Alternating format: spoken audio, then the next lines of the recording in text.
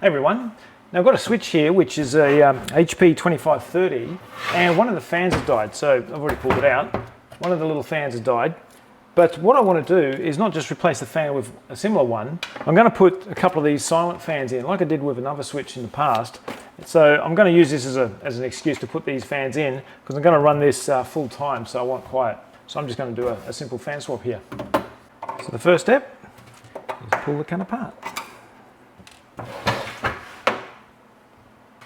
All right, all the screws are out. Just slide that back a little bit, I think. There we go.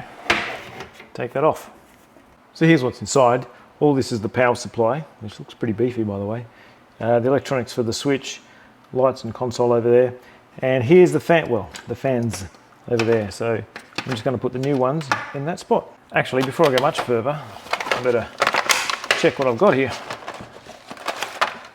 There's plenty of packaging. So this is going to be thinner, but it should be the same dimensions that way. So there it is there, 40 by 40. And that should go like that. So that's the first step. Now what I'm going to do is check which way they go. They blow, they should go that way. Yes, they go that way. So I'm going to make sure this also goes that way, which means I've got to mount it like that. So when I find the screws, which I know where they are, I put the screws for that one up here for safekeeping. I only use 2 screws at the bottom here, so it's just going on the floor. Fucking gravity doing its thing again. So this should just sort of bite into the plastic and hold it in place. Get in there. Oh, fucking of course, look at that. This is why I hate the fucking world. This screw isn't that. However, since it came with everything else, I dare say it came with screws. And it did. So, here's some thicker screws. I could have left that on the floor because I don't need it. Here we go. Right, try that again. It's got to blow that way. Cable over there.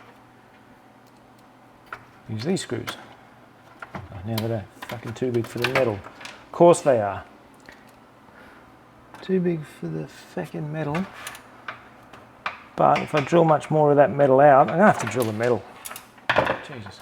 So I'm going to have to drill that metal out just a bit wider to fit the screw in, but I haven't got much room for error because there isn't much metal around it. I'll see if I can get that right.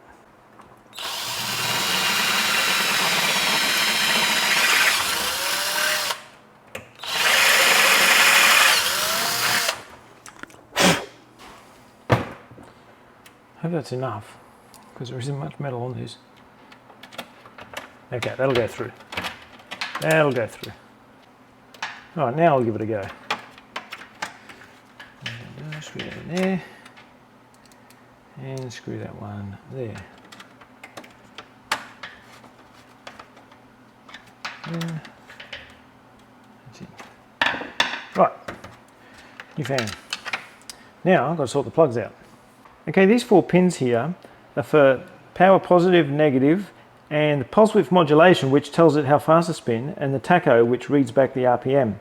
So what I'm going to do here is just show how it looks on the scope. So I've just got the black and yellow, which will be the 12 volts, and I've got that going up to the scope here. So this should go up to 12 volts DC, and then I'll look at the other 2 as well. So I'm just using the old cable from the old fan.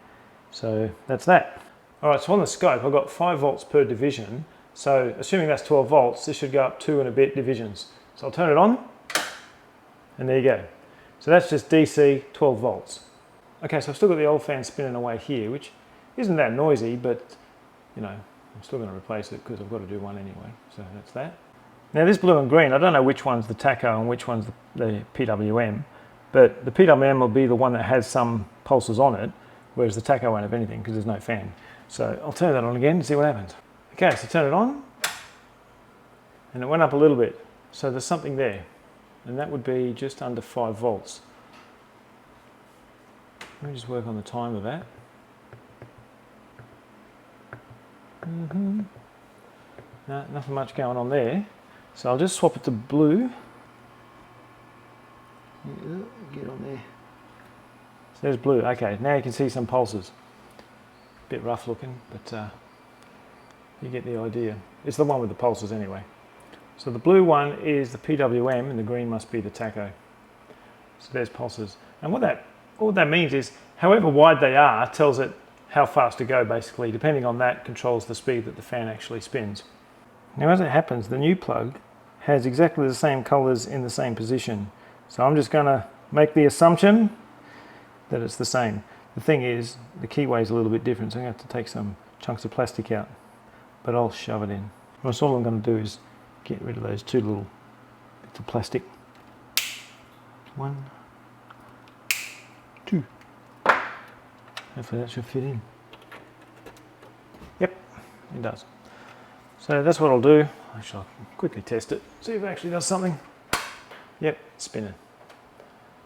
So I'll go ahead and put the other one in. All right, I've just booted the switch up with only one fan plugged in just to show you what happens. And you can see I have a fault light flashing here saying it's a fan fault. So I'll get rid of that as soon as the other fan goes in. Actually, I'll do it while it's turned on. Why not? Where are you? That one there. You'd never really do this normally, but yep, clears the fault without rebooting.